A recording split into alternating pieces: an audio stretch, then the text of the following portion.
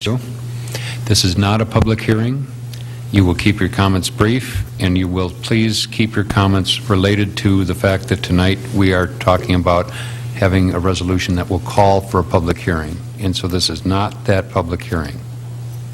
Thank you very much. My name is Diana Longry, a citizen of Maplewood, 1771 Burr Street, also business owner at 1321 Frost Street, attorney at law. Mr. Antonin, Mayor, Council, I was glad to hear that Mr. Antonin and Mr. All have this set up as an opportunity to consider the issues, and I think that's very important. In looking and considering the issues, I'm hopeful that the Council, in understanding their memorandum before them and in considering these issues, that they have had an opportunity to review the mediated settlement agreements that came out of the litigation. Did you get a copy of those? I have a copy for you. And this, Diana, relates to us calling for a public hearing. How? Yes. How? These issues that I think are very important, calling for a public hearing, is whether or not you have all the documentation that you need in front of you in looking at what you're doing. One is that in looking at the memorandum, there's issues here that I think are important to look at when you're considering if you have a call for a public hearing, or if you need to have more time, more clarification. Okay? One is that it's very intricate and important, I think, to understand how the players all work together, and that you were told that once the lien is off, then the project will proceed with regard to the architect. If you look at the mediation agreement with you, I'm not here to dispute what your staff has told you. That's your job to do on behalf of the citizens.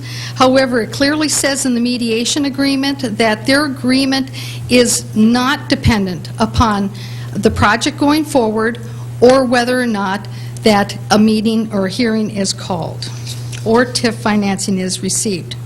The other thing that I think is important to look at when you're doing your consideration is that looking at the property tax statement, the valuation, again, you will notice that the amount of taxes received from the City of Maplewood is about $7,000 a year. And that if you are considering your tax increment financing, that as you heard in the presentation, that will freeze that, that at that time for the 25 years, and that, as was looked at Gethsemane, if we're looking at senior housing, to consider as part of that issue that you require that the developer pay additional fees on an annual basis to help pay for the increased medical calls that will be generated if it is indeed used for senior citizens. And again, I think that's an important thing to look at. In looking at another thing that I think is important in considering the issues and looking at what is, whether or not if you should simply ask your staff to do a more complete memorandum, is that I just looked at the title today at Ramsey County, and I will tell you, it wasn't there before and it isn't there now. There is no lien on that property with regard to the clearing costs for the removal of the mobile homes. There isn't any such lien. And, you know, this says that there is, there isn't. Diana? And so Diana? I'm asking Diana? that maybe you find other additional Diana?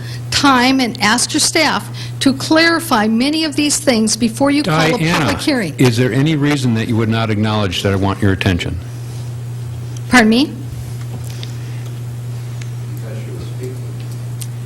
Yes, well, you're not speaking to the topic. This is all stuff that would be fine stuff to talk about when we have a public hearing that has to do with it. I don't see how this is relevant to whether or not the council decides to have a public hearing. Okay. What was the date, what is the date of the TIF application that's being considered? I don't know. Could we have a clarification on that? If you're calling a hearing on the application, I'd like to know the date, please. Of when we would hold the public hearing? No, the date of the TIF application that you're holding the hearing